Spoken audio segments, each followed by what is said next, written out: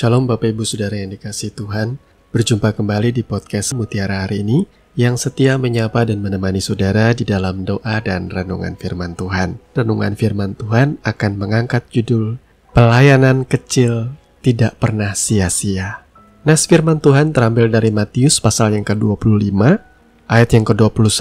Demikian firman Tuhan, maka kata tuannya itu kepadanya, baik sekali perbuatanmu itu, hai hambaku yang baik dan setia. Engkau telah setia dalam perkara kecil, aku akan memberikan kepadamu tanggung jawab dalam perkara yang besar. Masuklah dan turutlah dalam kebahagiaan Tuanmu.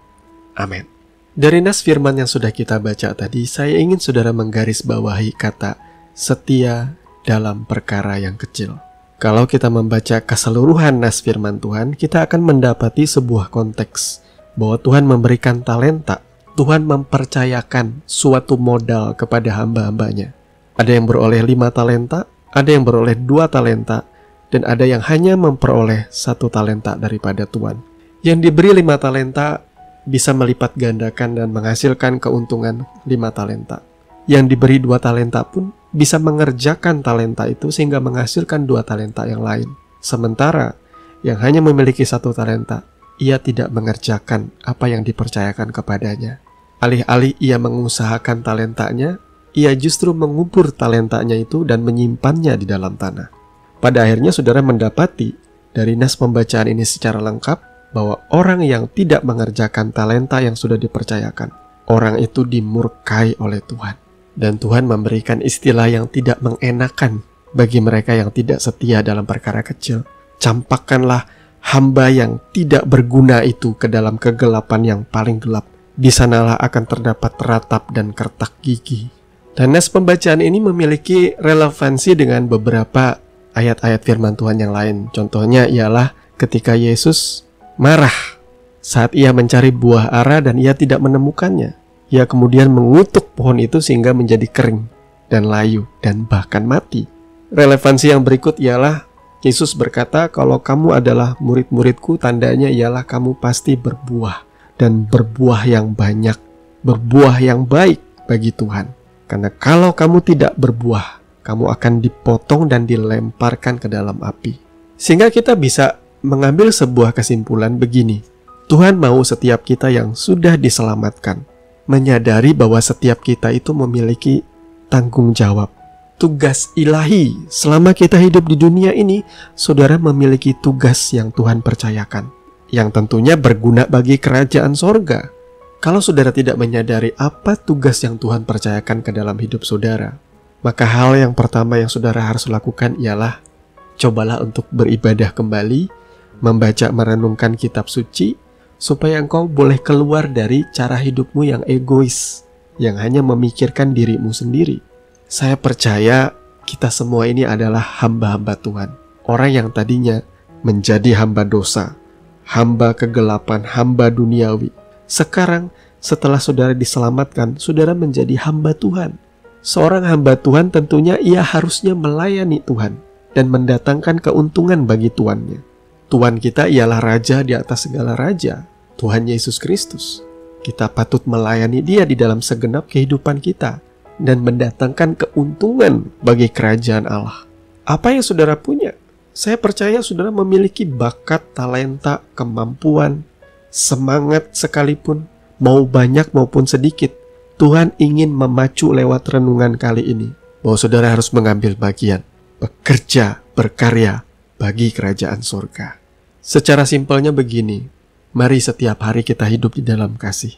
Kita hidup tekun, giat, di dalam apapun yang dipercayakan dalam hidup kita. Di dalam pekerjaan, di dalam usaha, di tempat yang kau bekerja, di kantor, di instansi apapun. Bekerjalah dengan sungguh, dengan jujur, dengan penuh tanggung jawab. Wirausahawan, bertekunlah dalam usahamu. Kelola dengan kreatif, sehingga usahamu boleh berkembang dan engkau boleh menghidupi anggota keluargamu. Kita hidup di dalam kasih itu tidak muluk-muluk. Harus membantu orang banyak, orang lain. Pikirkan yang ada di rumah dulu. Sudahkah engkau bertanggung jawab dengan anak istrimu, dengan keluargamu? Kalau itu aja belum terurus, gak usah repot-repot mengurus di luar sana.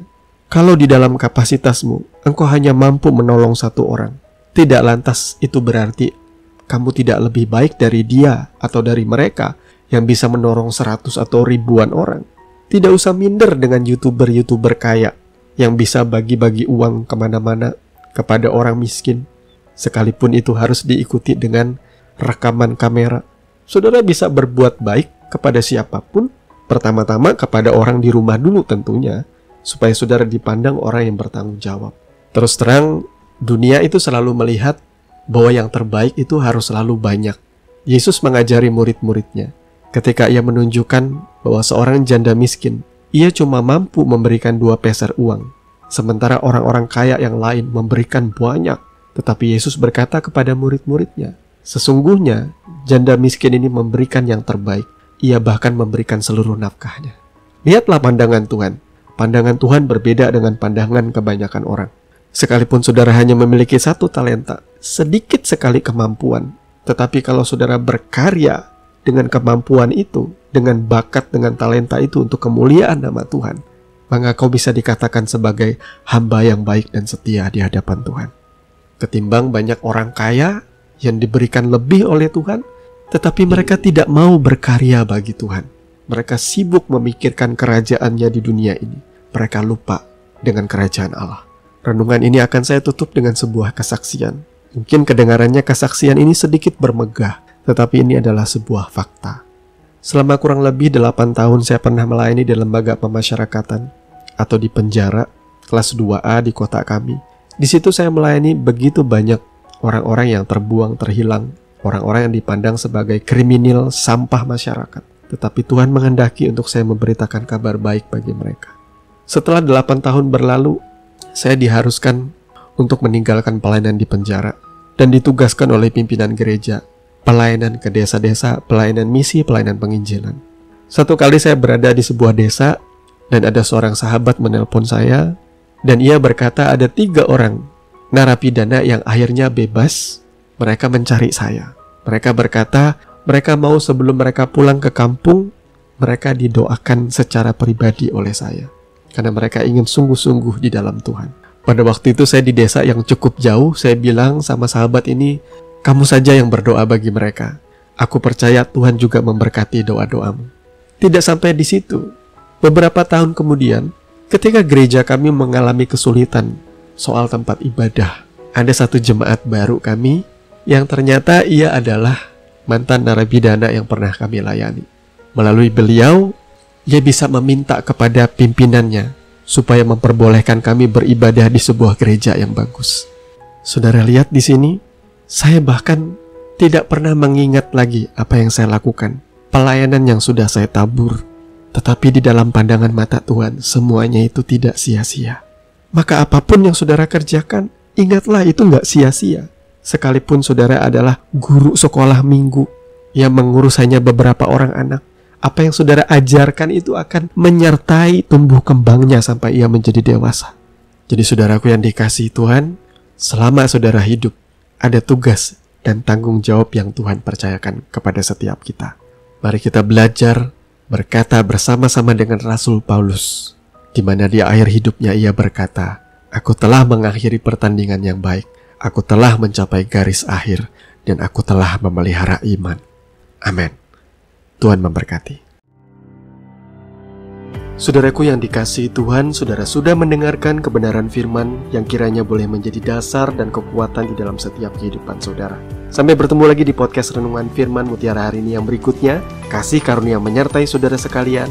Shalom.